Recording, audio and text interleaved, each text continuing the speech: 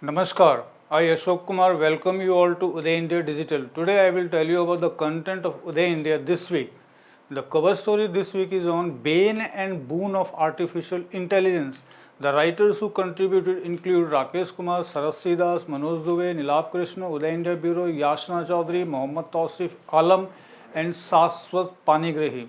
Rakesh Kumar maintains that artificial intelligence is no longer a distant promise, it is a present force reshaping economies and redefining progress. Saraswati Das wonders whether the AI impact will be a bang or a whimper, depending on whether AI ends up in the hands of the dreamers or just stays locked in the data centers of the elite.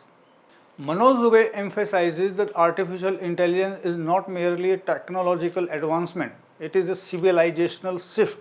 Nilab Krishna remarks that artificial intelligence in its raw form is neither savior nor saboteur, it is an amplifier. Uday India Bureau writes that it is India's AI renaissance as the world is awakening to Bharat's three T's: talent, technology and trust. Yasna Chaudhary highlights that the Indian government is not investing in AI and defense as two separate ambitions. It is betting that one accelerates the other. Mohammad Tausif Alam points out that we are a data-rich but privacy-poor nation. While our citizens generate enormous volumes of data daily, legal safeguards and algorithm transparency mechanisms are still evolving.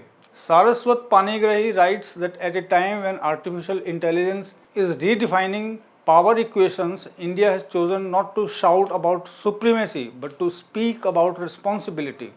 Prakash Nanda in his column Right Angle talks about perverse VIP culture as he explains how Indian leaders claim to be servants but act like masters. Karan Kharab underlines that India stands today at a rare and historic juncture, that is, rising with unprecedented confidence on the global stage while its principal opposition party sinks into disruption and a vocabulary of hostility. Uday India Bureau writes two reports on President Draupadi Murmu's recent visit to Jharkhand, where she laid the foundation stone of Sri Jagannath Temple at Kadma and interacted with medical students at Manipal Tata Medical College in Jamshedpur. Finally, Deepak Kumar Dutt emphasizes that a robust data protection framework, transparent algorithm accountability standards, and serious investment in digital literacy are not optional additions to an AI strategy, they are its foundation. With this, I conclude this edition. For more news, stay tuned to Uday India.